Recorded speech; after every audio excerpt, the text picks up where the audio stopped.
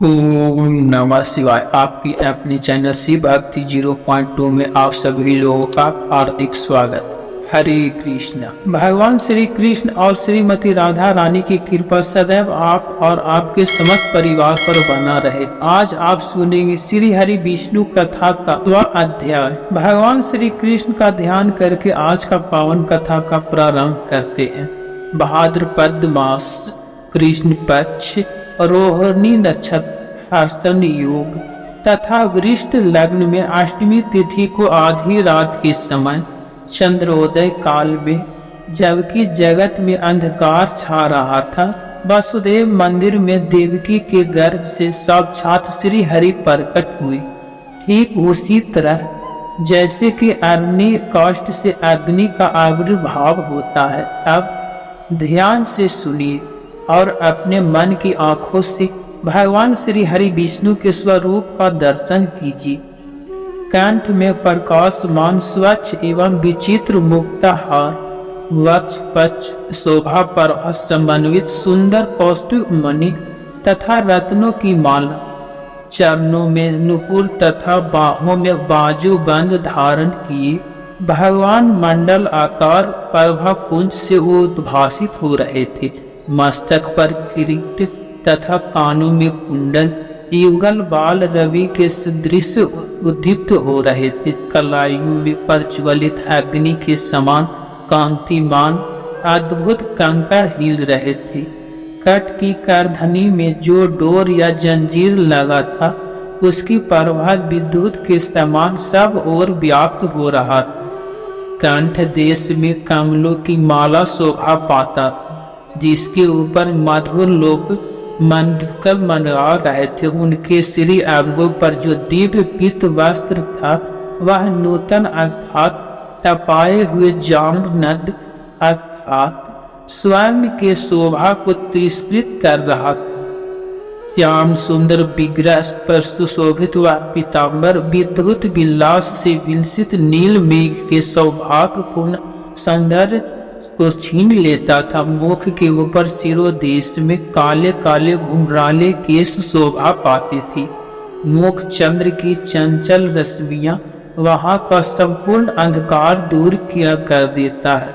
वह परम सुंदर सुगंध आनंद पर फूल इंदिवर सदृश युगल नेत्रों से सुशोभित था। उस पर विचित्र रीति से मनोहर पत्र रचना की गई, जिससे मंडित अभिराम मुख सदैव करोड़ों कामदेवों को मोह लेता था। वेद परिपूर्णतम परात्पर भगवान मधुर बनी से वेणु बजाने में तत्पर ऐसे पुत्र का अवलोकन करके यदुकुल तिलक वसुदेव जी के नेत्र भगवान के जन्मोत्सव जनित आनंद से खिल उठी। फिर उन्होंने शीघ्र ही गरीबों को 1 लाख गौ दान करने के लिए मन ही मन संकल्प किया। सूतिका अवतार में प्रभु का आविर्भाव प्रत्यक्ष हो गया। इससे वासुदेव जी का सारा भय जाता रहा। वे अत्यंत विस्मित होकर हाथ जोड़कर आदि अंत हित शरीर हरि को प्रणाम करके स्त्रोत्रों पर स्मरण करने लगे। श्री वासुदेव जी बोले, हे भगवान, जो एकमात्र अद्वितीय है, वे ही पर ब्रह्म परमात्मा, आप प्रकृति के सत्यवाद गुणों के कारण अनेक रूपों में प्रतीत होते हैं। आप ही संहारक, आप ही उत्पादक, आप ही इस जगत के पालक हैं। हे आदिदेव, हे तिरुहनपति, हे परमात्मा, जैसे सटीक मणि औपाधिक रंगों से लिप्त नहीं होता, उसी प्रकार आप देह के वर्णों से निर्लिप्त ही रहते हैं। ऐसे आप परमेश्वर को मेरा नमस्कार। जैसे ईंधन में आग छिपा रहता है, उसी तरह आप अव्यक्त रूप से इस संपूर्ण जगत में विद्यमान हैं। तथा जैसे आकाश सबके भीतर और बाहर स्थिर है, आप ही पृथ्वी की भांति इस समस्त जगत के आधार हैं, सबके साक्षी हैं तथा वायु की भांति सर्वत्र जानने की शक्ति रखते हैं। आप गौ देवता, गरीब, अपने भक्तजन तथा बछड़ों के भी पालक हैं। और उद्भट वो भाव का हरण करने के लिए ही मेरे घर में अवतरण हुए हैं। इस भूतल पर समस्त पुरुषोत्तमों से भी उत्तम आप ही हैं। हे भुवनपति, पापी कार्य से मुझे बचाइए। श्री नारद जी कहते हैं, हे मिथिलापति, सर्व देवता स्वरूपनी देवकी को भी यह ज्ञात हो गया कि मेरे घर में परिपूर्णतम भगवान साक्षात श्याम सुंदर श्री कृष्ण का आविर्भाव हुआ है। अतः वह भी नमस्कार करके बोले। देवकी ने कहा, हे सच्चिदानंद घन, हे श्री कृष्ण, हे अगणित ब्रह्मांडों के स्वामी, हे परमेश्वर, हे गोलोक धाम मंदिर की ध्वजा, हे आदिदेव, हे पूर्ण रूप, हे ईश्वर, हे परिपूर्णतम परमेश्वर, हे प्रभु, आप पापी कंस के भय से मेरी रक्षा कीजिए। श्री नारद जी कहते हैं, हे राजन, माता पिता की ओर से किया गया यह स्तवन सुनकर पाप नाशन साक्षात परिपूर्णतम भगवान श्री कृष्ण मंद मंद मुस्कुराते हुए देवकी तथा वसुदेव जी से बोले। श्री भगवान ने कहा, पूर्व सृष्टि में यह माता पतिव्रता कृष्ण थी और आप प्रजापति सुतपा। आप दोनों ने संतान के लिए ब्रह्मा जी की आज्ञा से अन्न और जल का त्याग करके बड़ी भारी तपस्या किए थे। एक मनमंत्र का समय बीत जाने पर ही पुत्र की कामना से आपकी तपस्या चलता रहा। तब मैं आप दोनों पर प्रसन्न होकर बोला कि आप लोग कोई उत्तम वर मांग ले। तब मेरी बात सुनकर आप दोनों तत्काल बोले, हे प्रभु, हम दोनों को आपके समान पुत्र प्राप्त हो। उस समय तथा अस्तु कहकर जब मैं चला गया, तब आप दोनों दंपति अपने पुण्य कर्म के फल स्वरूप प्रजापति हुए। अब संसार में मेरे समान तो कोई पुत्र है नहीं। यह विचार कर मैं दृष्टगर्भ नाम से विख्यात हुआ। फिर दूसरे जन्म में जब आप कश्यप और अदिति हुए, तब मैं आपका पुत्र बानन आकार वाला उपेंद्र हुआ। उसी प्रकार इस वर्तमान जन्म में भी मैं परात्पर परमेश्वर आप दोनों का पुत्र हुआ हूँ। हे पिताजी, अब आप मुझे नंद भवन में पहुँचा दें। इससे आप दोनों को कंस से कोई भय नहीं होगा। फिर नंद राय जी की पुत्री को यहाँ लाकर आप सुखी होइएगा। श्री नारद जी कहते हैं, हे राजन, यूं कहकर भगवान वहां मौन होकर उन दोनों के देखते देखते वर्तमान स्वरूप को अदृश्य करके बाल रूप होकर पृथ्वी पर पड़ गए। जैसे किसी नट ने क्षण भर में ही वेश परिवर्तन कर लिया हो। शिशु को पालने में सुलाकर जो ही वासुदेव जी ले जाने को उद्यत हुए, यूं ही महावन में नंद पत्नी के गर्भ से योग माया ने स्वतः ही जन्म ग्रहण किया। उसी के प्रभाव से सब लोग सो गए। वह पहरेदार नींद लेने लगे। सारे दरवाजे मानो कि किसी ने खोल दिए।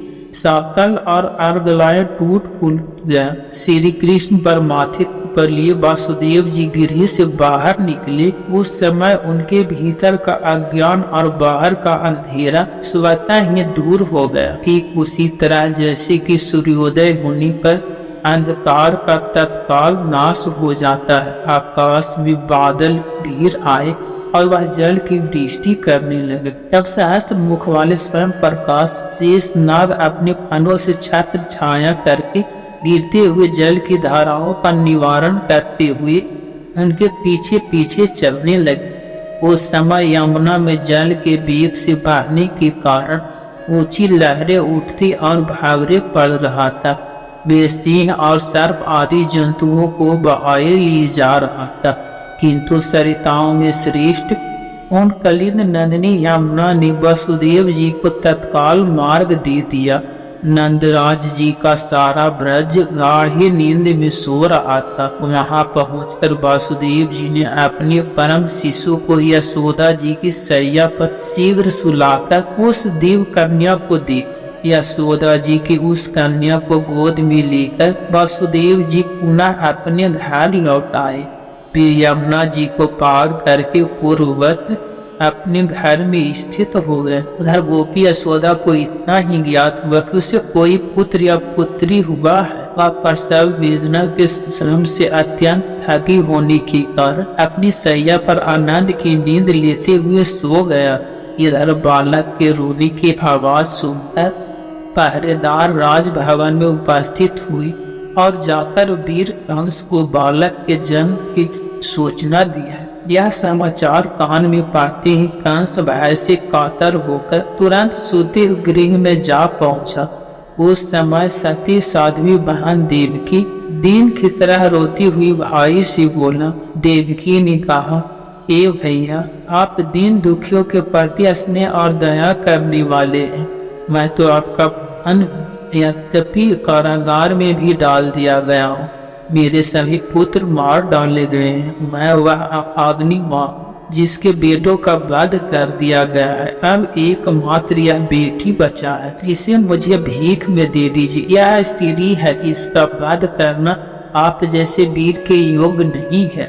कल्याणकारी भाई, इस कल्याणी कन्या को मेरे गोद में ही दे दीजिए, यही आपके योग कार्य होगा। श्री नारद जी कहते हैं, हे राजन, देवकी के मुख पर आंसुओं की धारा बह रहा था।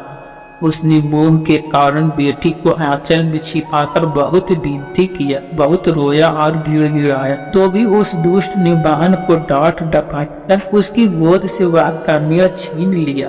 वह यदुकुल का कलंक एवं महानीच सदा कुसंग में रहने के कारण उसका जीवन पापमय हो गया था।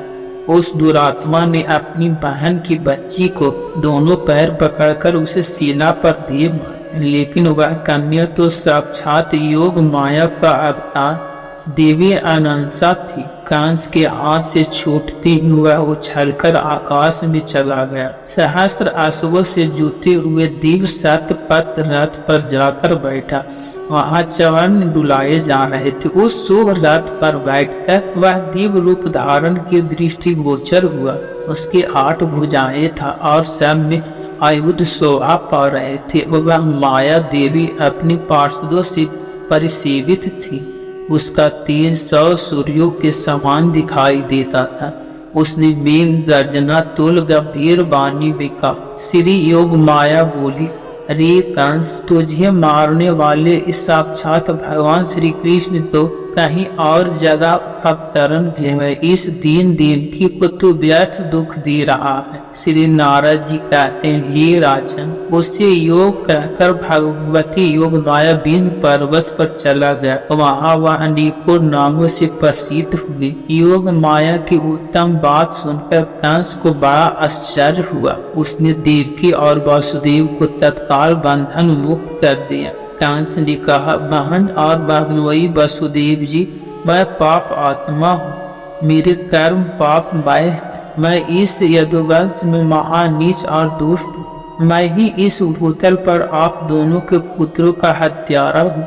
आप दोनों मेरे द्वारा किए गए इस अपराध को क्षमा कर दे। मेरी बात सुने। मैं समझता हूँ कि यह सब काल ने किया कराया। जैसे वायु मेघ माला को जहाँ चाहे उड़ा ले जाता है, उसी तरह काल ने मुझे भी स्वेच्छानुसार चलाया। मैंने देव वाक्यों पर विश्वास कर लिया, किंतु देवता भी असत्यवादी ही निकले। इस योग माया ने बताया है कि तेरा शत्रु भूतल पर अवतरण हो गया है, किंतु वह कहाँ उत्पन्न हुआ है यह मैं नहीं जानता। श्री नारद जी कहते, हे राजन, यूं कहकर कंस वाहन और बहनोई के चरणों में गिर पड़ा और फूट फूट कर रोने लगा। उसके मुंह पर आंसू धारा बह चला। उन दोनों के प्रति सौहार्द अर्थात अत्यंत स्नेह दिखाते उनकी बड़ी सेवा किया। अहो परिपूर्णतम प्रभु श्री कृष्ण चंद्र के दया दान दक्ष कटाक्ष से भूतल पर क्या नहीं हो सकता। तदनंतर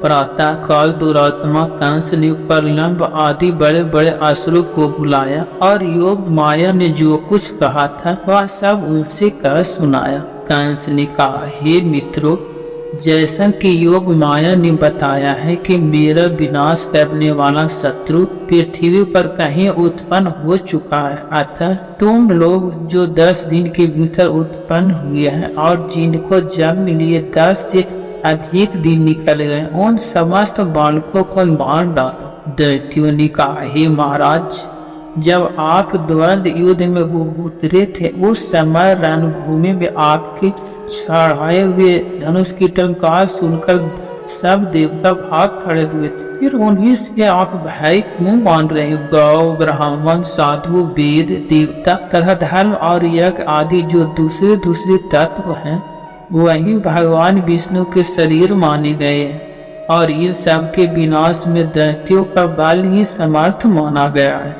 यदि महाविष्णु जो आपका शत्रु है इस पृथ्वी पर उत्पन्न हुआ है, उसके बाद का यही उपाय है कि गौ, ब्राह्मण आदि की विशेष रूप से हिंसा का अभियान चलाया जाए। हरे कृष्ण। आज का कथा यहीं पर समापन करता हूँ। इसके आगे का वृत्तांत आप कल के कथा में सुनेंगे। उम्मीद करता हूँ आज का कथा आप लोगों को जरूर पसंद आया होगा। यदि आप लोगों का यह कथा पसंद आया है तो चैनल को सब्सक्राइब और वीडियो को लाइक करके कमेंट में जय श्री कृष्ण लिख दीजिए। मिलते हैं एक और नई कथा में, तब तक के लिए जय श्री राधे राधे।